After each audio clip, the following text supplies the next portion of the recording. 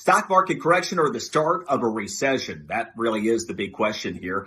Stocks are selling off again today after the worst day in over 2 years for many of them yesterday. You have stocks like NVIDIA at 6-month lows. You have Tesla off over 40% since inauguration day.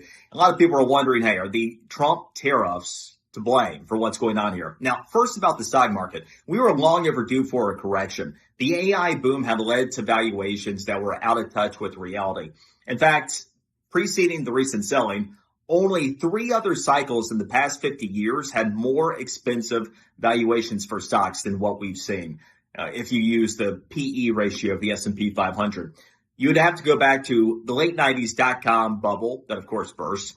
You'd have to go back to right before the financial crisis leading into the Great Recession, and then most recently during the COVID bubble. None of those stories ended well. So having a correction in the stock market can actually be a healthy thing right now. What wouldn't be is if we end up entering a recession. And so that's the big thing to watch, because then, you got more downside than what we've seen. And that's certainly not good news for the economy. We'll know a lot more after tomorrow's inflation report. Consumer price index comes out on Wednesday.